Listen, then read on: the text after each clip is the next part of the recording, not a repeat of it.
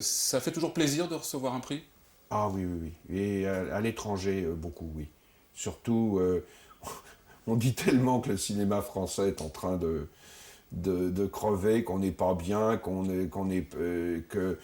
on nous enterre tout le temps, que tout d'un coup, on a l'impression de renaître, là. Non, c'était formidable. Puis c'était sentimentalement formidable, parce que mon premier film avait eu l'ours de bronze. Enfin, je les ai mis les deux sur la cheminée, là, pour qu'ils se regardent un petit peu, puis qu'ils apprennent à se connaître. Sur un film et un sujet qui vous est cher finalement, L'Appât. Oui, oui, oui, oui, oui, puisque j'en ai tourné même une partie pendant La fille de D'Artagnan, ce qui est costaud, physiquement c'était costaud, de faire les deux films simultanément et de passer de l'un à l'autre, de passer des carrosses du 17e aux bagnoles là dans les rues de Paris, dans les Champs-Élysées, et des, des grandes salles du palais où se battait Sophie Marceau, qui étaient relativement vastes, aux petits appartes. Oui, il y a une différence déjà de taille. Il y avait une différence de taille dans les appartes. L'Appât, c'est la découverte d'un sujet, ou plutôt d'un fait divers qui vous a immédiatement donné l'envie de faire ce long métrage? Oui, c'est la découverte à travers mon ex-épouse, Colo, qui avait suivi tout le procès, et la manière dont elle m'en a parlé, ça m'a passionné. Puis après, j'ai lu le bouquin qu'en avait tiré Morgan Sportes, et c'est vrai que c'était très, très... Je trouvais que ce fait divers était absolument incroyable, incroyable. Dans les années 60, ça aurait pu être possible ce genre d'histoire? Euh, les dérives meurtrières sont toujours possibles, mais je trouve elles sont vraiment différentes selon les époques. Je veux dire, un magistrat très très important en France m'a dit en sortant du film, c'est un film qui montre clairement qu'on a les criminels qu'on mérite. Je pense qu'ils appartiennent aux années 80, et surtout dans le film, ils appartiennent à la fin des années 80.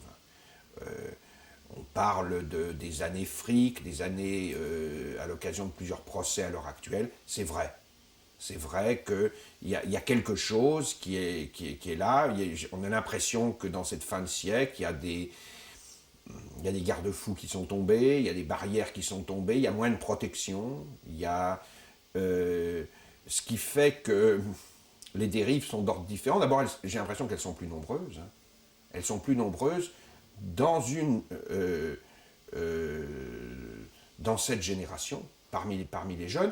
Je crois que c'était dans Le Monde où on disait qu'il y avait 30% plus de délits criminels chez les adolescents et chez les jeunes. Hein. Ce qui fait peur aussi, et je crois que chacun, enfin tous les spectateurs qui vont voir ce film, c'est qu'on se reconnaît dans au moins un des trois personnages, si ce n'est les trois. Oui. Dans ces trois personnages-là, il y a un peu de tout le monde, j'ai l'impression. Ah oui, oui, oui, oui, oui. Il y a beaucoup de gens qui m'ont dit, attendez, ça pourrait être ma fille, ça pourrait être mon fils aussi, ça pourrait être un copain à moi. Oui, oui. Moi, je voulais ça. Je voulais, et en même temps, je voulais pas qu'on puisse s'en sortir en disant, c'est d'abord, c'est une génération pourrie, il faut l'abandonner. Je veux pas de ça, je veux pas de généralité comme ça. D'abord, dans le film, on voit clairement que les adultes ont une part de responsabilité quand même extrêmement importante, primordiale, parce qu'ils utilisent ces rêves qu'ont les personnages du film, qui sont complètement soumis au signe extérieur du succès, à ce qu'ils croient être le succès. Parce que maintenant, c'est vrai que le succès, ça n'est pas ce qu'on fait, ça n'est pas ce qu'on fait, c'est ce qu'on paraît être. C'est ce qu'on paraît faire, c'est le faux semblant.